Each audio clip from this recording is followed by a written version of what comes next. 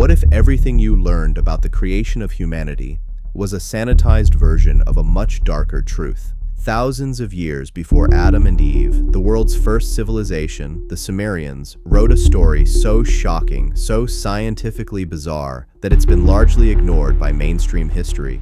They spoke of a divine trinity, not of love, but of power. They described the creation of the moon in a way that modern science only recently confirmed, and they claimed we, humanity, were not made in God's image, but were engineered in a lab from the flesh of a sacrificed god and clay for one simple purpose: to serve. This isn't just myth, this is the oldest story ever told, and the evidence that it might be true is more compelling than you can imagine.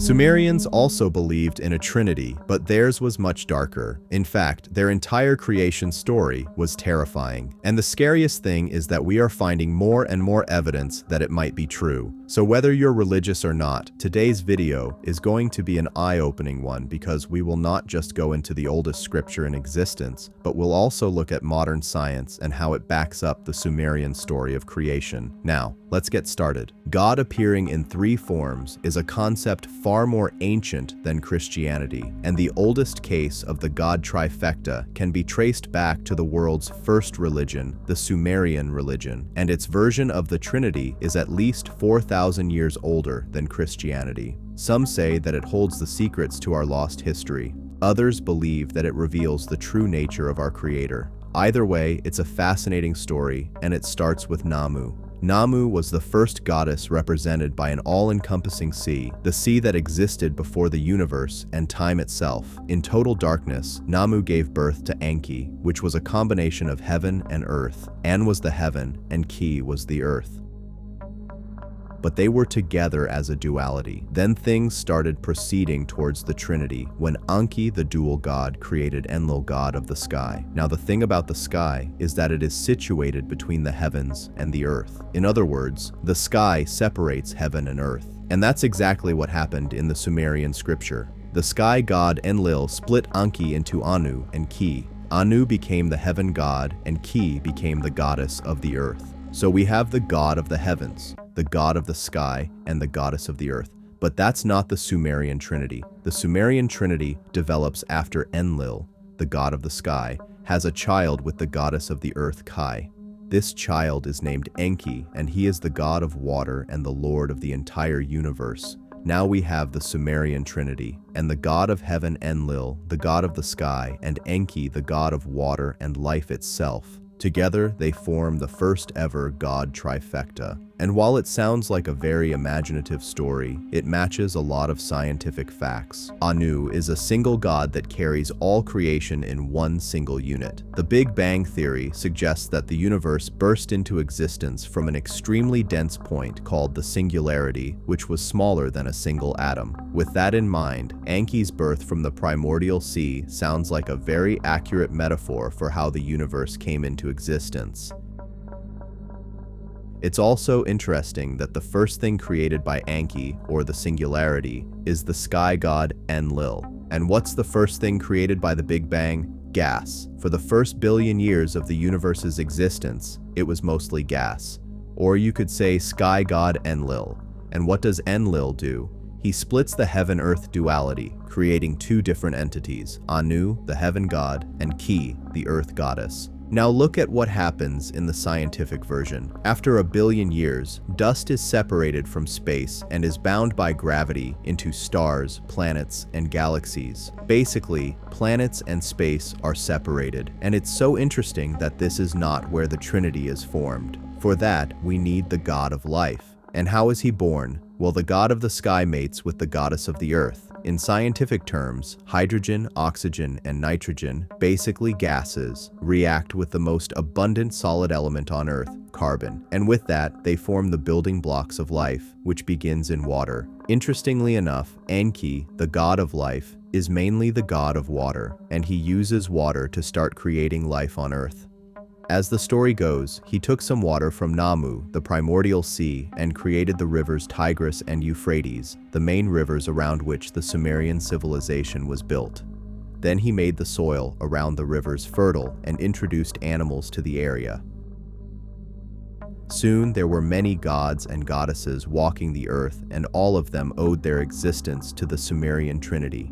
Anu, the god of heaven, Enlil, the god of the sky, and Enki, the god of water and life itself. The next chapter turns upwards towards the creation of the heavenly bodies, and the god of the sky, Enlil, mates with the goddess of air to create the moon. And what's wild about this story is how much it parallels with the scientific explanation of the creation of the moon. So in the story, Enlil mates with a goddess named Ninlil before both of them end up in the underworld, and ultimately through struggle and sacrifice, they manage to make it back to the surface and give birth to the moon, which takes its place in the sky. And the crazy thing about this is that the latest science suggests that our moon was actually created by dust and debris that flew off the Earth when it was hit by a Mars-sized planet. The debris got trapped in the Earth's orbit and ultimately formed the moon. Sumerians lived thousands of years before modern science discovered that the moon comes from earthly dust. Yet their scripture tells the story of the moon god being released on Earth and taking its place in the sky. Even if you don't believe that Sumerians had deep scientific knowledge, you have to admire their intuition. They didn't think that they were the center of the universe like most people assume. It's easy to dismiss ancient cultures as primitive. We take pride in knowing how vast the universe is and how long it existed before we came along.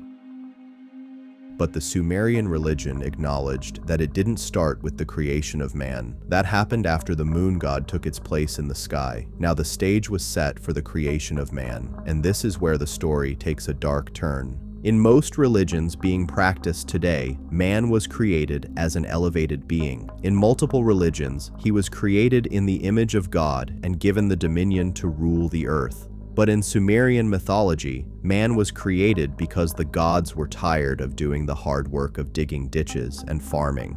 Initially, that was the job of the minor deities called the Igigi.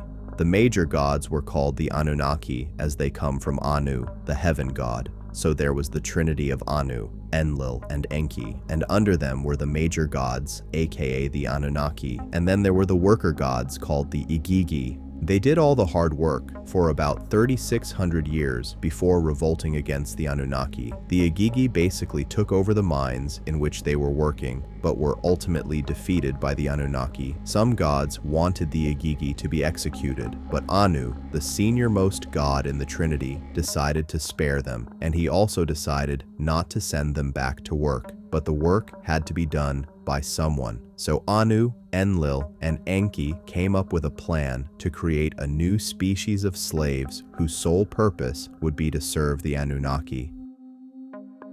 This is a lot more brutal than current religion's view of humanity. Most religions today venerate humans as the inheritors of God's dominion. But the Sumerians had a much harsher view that humans were nothing but slaves to an uncaring species of gods. And if you think that's dark, wait till you hear about how the first humans in this story were created. Anu, Enki, and Enlil sacrificed Geshtui, the god of intelligence. Then Nima, the birth goddess, took his flesh and blood and mixed it with clay. Then all the gods spat into the mixture. I know things are getting a little freaky, but this is literally how the story goes. Enki, the god of life and also a part of the Trinity, took that mixture and went to the room of fate. Along with him was Ninu, the womb goddess, and her job was to recite magical incantations over the mixture for a long period of time. As the clay started hardening, Ninu made 14 chunks out of it. She placed 7 to the right, which would go on to become men, and 7 to the left, which would go on to become women.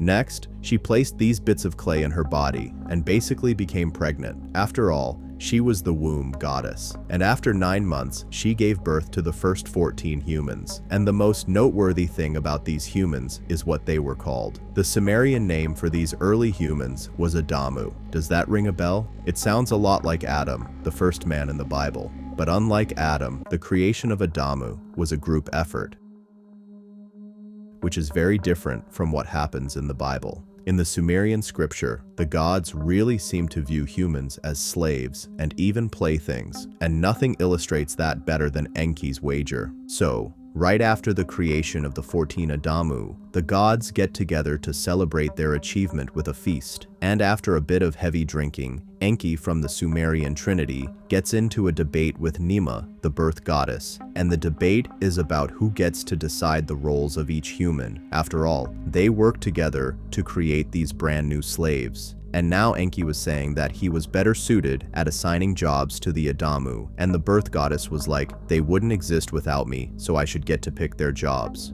Finally, Enki challenged the birth god to prove his wisdom in assigning jobs. He told her to make the most useless human possible and that he would still find a place for him in society. And in a very cruel series of events, Nima starts creating disabled people on purpose, giving them afflictions and ailments just to win a bet with Enki. She creates a man with shaking hands. Enki makes him an advisor to the king. She creates a blind man. Enki makes him a storyteller. She creates a man with twisted ankles. Enki places him with metal workers. She makes a woman who cannot give birth. Enki makes her oversee the queen's weavers. She makes a man with neither male nor female genitals. Enki makes him a courtier. So Nima is just making humans with serious afflictions and limitations just to win this bet. But things get even darker when Nima gives up. And it's Enki's turn to make a useless human. And he really goes overboard, making a premature baby that has shaky hands that keep him from putting food in his mouth. On top of that, the baby has a crushed spine, brittle hips, and bad feet. And as if that was not enough, Enki also gives him the final boss of disabilities, a sealed anus. After that, he told Nima to give him a job, which obviously Nima could not do. And you can't really blame her, can you? Anyway, Nima admitted defeat, and Enki got the privilege of assigning jobs to humans, which for the most part were mining and farming. As you can see, there's not a lot of romance in the Sumerian creation of man. It's clear that the god trifecta of Anu, Enki, and Enlil made humans as a slave species. Now, a lot of people would dismiss this as an outdated belief from an extinct religion. But as you know, the Sumerians got a lot of stuff right that our science is just now catching up to. Stuff like the universe coming out of a single point, the moon forming out of dust from the earth, and life beginning in water, also animals existing before humans. If Sumerian scriptures got all of that right, at least in metaphor, then maybe the creation of man and his role is also a metaphor for something. And there are a couple of theories about what that something is, and the wildest one is the gold bug theory. According to this theory, the Sumerian gods who came from the heavens were actually aliens. Heaven does seem to be the metaphor for space. After all, it's different from the sky. Now, where did these aliens come from? The hint for that is also in the Sumerian scripture. The gods came from Nibiru, which according to theorist Zecharia Sitchin is a planet in our solar with a 3,600-year-long orbit. This planet basically takes 3,600 years to go around our sun. So it's so far away that even our telescopes can't capture it. Doesn't that sound completely made up? Well, here's the crazy thing. NASA has actually accepted that such a planet could exist. Astrophysicists are open to such a planet's existence, and Sitchin's theory is that this planet was facing a major climate crisis and needed gold to purify its atmosphere. Gold was abundant on Earth, so they came here to mine gold. After the Agigi Revolution, they created humans with an innate desire to seek gold. Some proponents of this theory suggest that humans went rogue, and the Anunnaki left the Earth, or that they got the gold they needed, and they left. Anyway, the most fascinating version of this theory suggests that we are still slaves to these aliens. We just keep hoarding gold and building our entire economies around it. Then once every few thousand years, these aliens visit our planet and take all that gold from us. Then they wipe our memory and send us back to the Stone Age. One of the strongest points behind this theory is the fact that the Sumerian scripture literally says that the gods created humans as their slaves, and it wasn't metaphorical slavery. The gods needed humans to do physical work like mining and farming. Then, there's the fact that gold can actually help purify the atmosphere. So, the Anunnaki motive to collect gold is all but proven. Finally, you can point to the value of gold across cultures. There's literally no culture where gold was discovered but never valued. For some reason, gold attracts us on a subconscious, almost biological level. Maybe that's because the Anunnaki created us to desire gold. And if you think that theory is dark, wait till you hear the next one. This theory suggests that humans were created by a species that looked like humans, so we were created in God's image, but not because he loves us, but because he wanted to conduct biological experiments on us. Talk about a dark theory. But there are people who believe that, and they don't point to the God of the Bible or any modern religion. They point to the Anunnaki gods of Sumeria.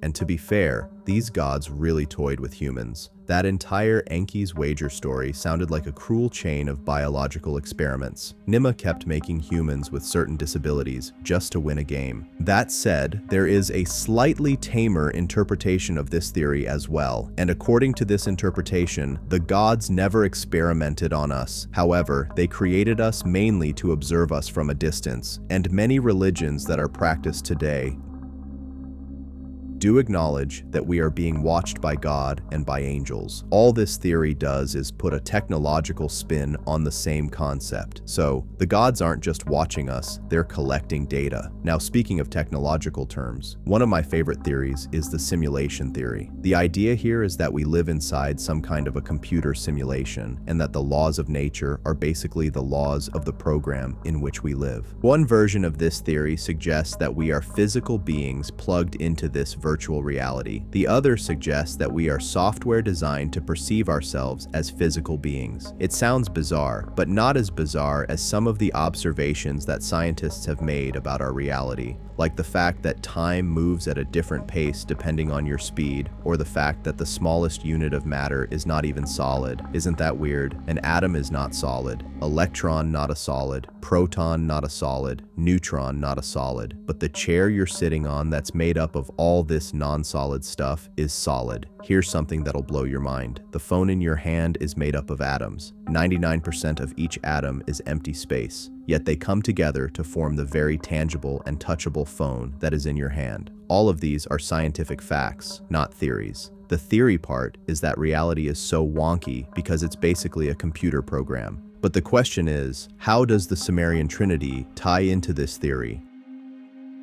Well, it seems like Anu, Enki, and Enlil were the programmers who created the simulation. They were in charge of separate areas. Anu developed the overall program, and Enki and Enlil worked on different environments within the same program. The Igigi were the first set of characters they created to mine information, but ended up rebelling. So the next set of 14 Adamu were created to continue that work. The reason some people tie the simulation theory to the Sumerian civilization is our DNA. It uses a sequence of letters to store information, much like a computer program. And guess what? Archaeologists found the double helix structure of the DNA in Sumerian impressions made thousands of years before we discovered DNA or even knew what it was. And speaking of thousands of years, a very mind-bending theory about our lost history comes from Graham Hancock, and it is a theory called the ancient apocalypse theory. It posits that our ancient ancestors were far more advanced than we give them credit for.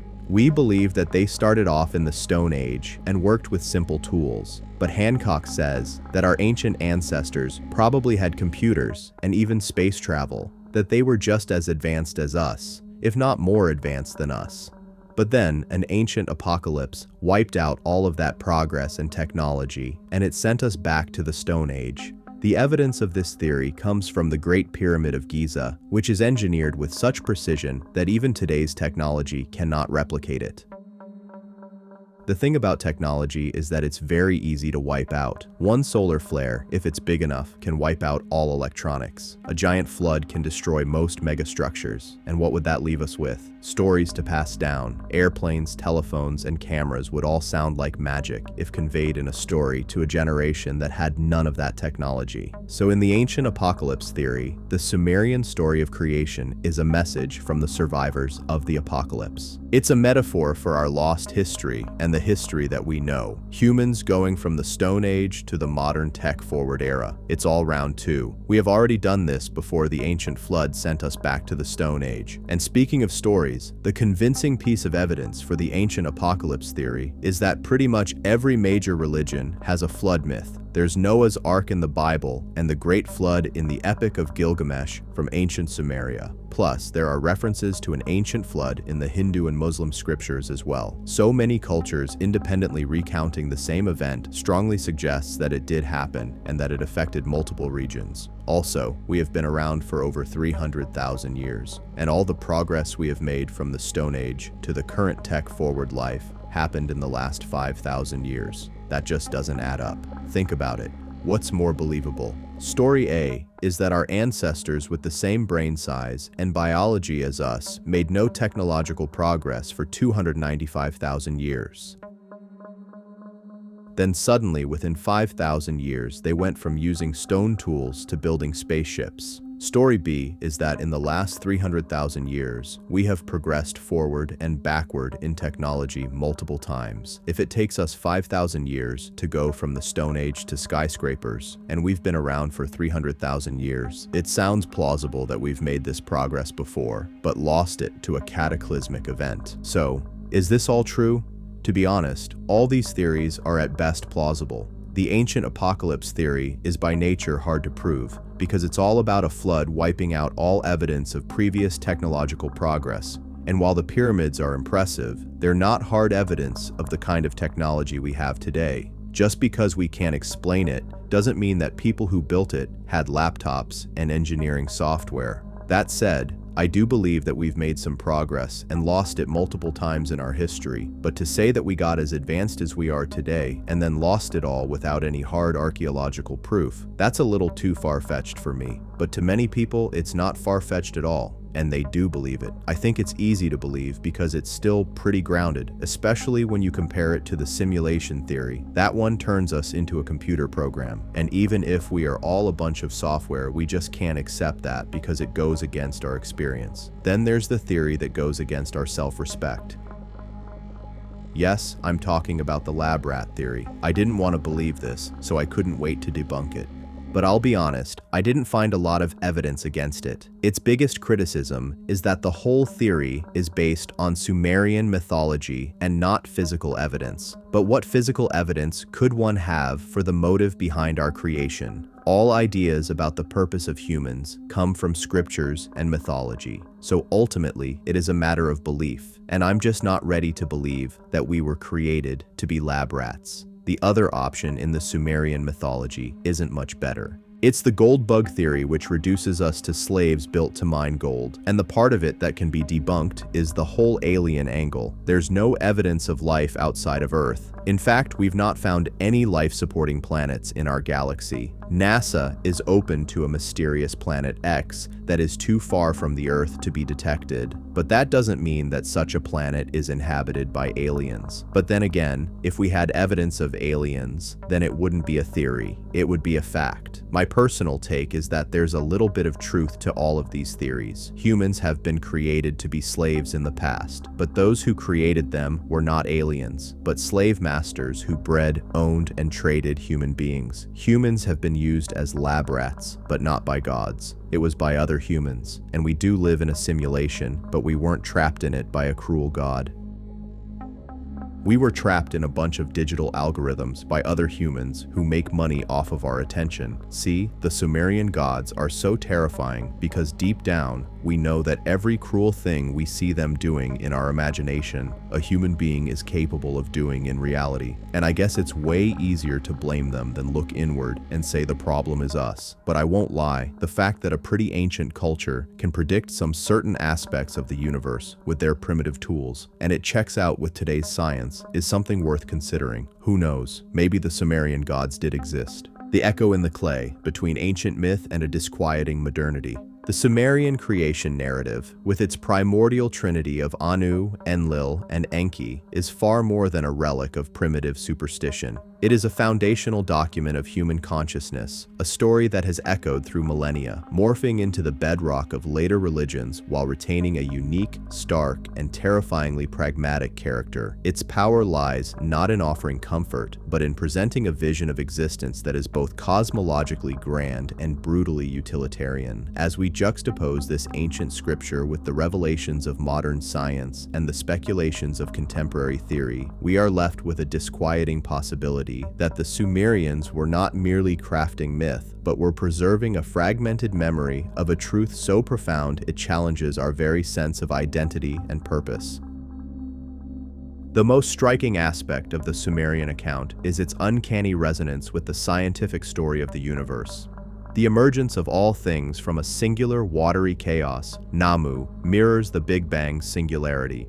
The separation of heaven, Anu, and earth, Kai, by the sky, Enlil, is a perfect allegory for the formation of distinct cosmic structures from a primordial gas cloud. The birth of life, Enki, from the interaction of sky and earth, specifically in water, prefigures our understanding of abiogenesis and the fundamental role of carbon-based chemistry. Even the specific tale of the moon's formation from earthly material, a concept confirmed by science only recently, is eerily present in their lore. This is not the work of a primitive imagination, guessing at the workings of nature. It is a narrative of such consistent allegorical accuracy that it feels less like invention and more like interpretation. The Sumerians seem to be describing the cosmos with a vocabulary of gods and epic struggles, but the underlying plot points match the scientific data with a frequency that defies mere coincidence. This scientific plausibility forces us to take the darker, more anthropological parts of the story more seriously. The creation of humanity is not portrayed as a divine act of love, but as a solution to a labor dispute. Humans, the Adamu, are engineered from a mixture of clay and the blood of a sacrificed god, Geishtue, not to be companions or stewards, but to be a slave species, bearing the yoke of the gods. This is a devastatingly humble origin. It strips humanity of any inherent special divinity and places us in a cosmic hierarchy as disposable tools. The cruel wager between Enki and Nima, where humans are deliberately created with disabilities for sport, further emphasizes our perceived lack of intrinsic value in the eyes of our creators. This narrative is a stark contrast to the benevolent creation myths that would later dominate the world, suggesting the Sumerians possessed a much more raw and perhaps more realistic view of the relationship between powerful creators and their creations. It is from this unsettling foundation that the most provocative modern theories spring. The ancient astronaut theory, popularized by Zecharia Sitchin, takes the text at its literal word. In this view, the gods, the Anunnaki, are advanced extraterrestrials from a planet like Nibiru. Their need for gold to repair their atmosphere provides a logical, material motive for interstellar travel and colonization. The rebellion of the Igigi and the subsequent creation of Homo sapiens as a replacement labor force becomes a plausible account of genetic engineering by a superior civilization. This theory provides a chilling explanation for humanity's seemingly irrational obsession with gold and the sudden, unexplained leap in our cognitive abilities some 200,000 years ago.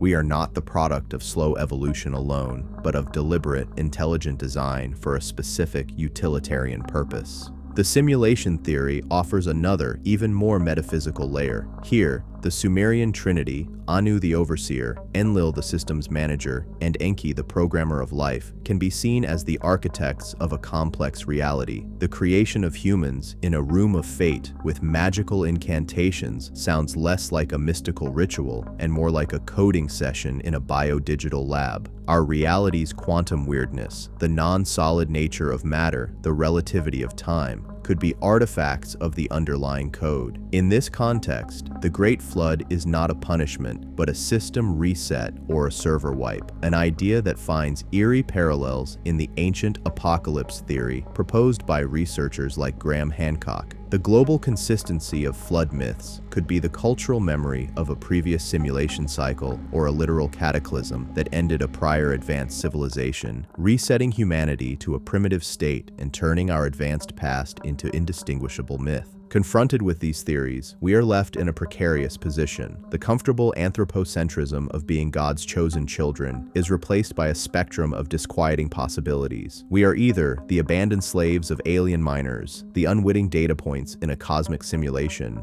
or the amnesiac survivors of our own repeated self-destruction.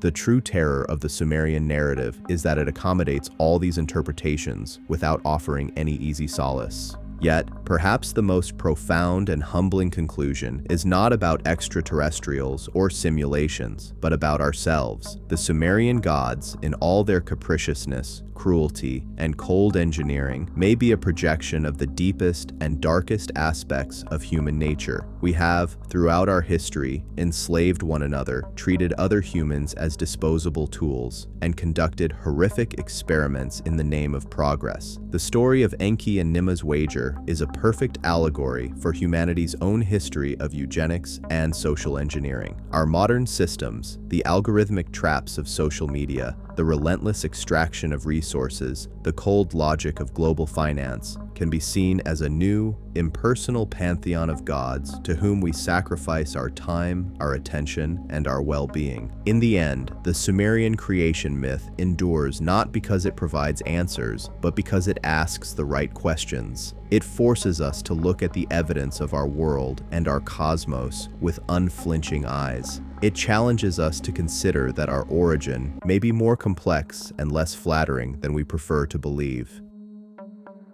Whether we see it as a metaphorical masterpiece, a historical record, or a prophetic warning, its power is undeniable. The Sumerian Trinity of Anu, Enlil, and Enki stands as a monument to a time when humanity first looked at the stars and the earth and told a story not of our own glory, but of our place within a vast, mysterious, and potentially indifferent cosmic order. The echo in the clay is a call to remember that our past may be stranger than fiction, and our future depends on whether we choose to be slaves to the systems we create or finally seize the mantle of our own conscious evolution. Thanks for watching, everyone. If you enjoyed this video, don't forget to like, subscribe, and hit that notification bell so you never miss an update. Drop a comment below with your thoughts. I love hearing from you. Check out more videos on the screen, and I'll see you in the next one. Take care.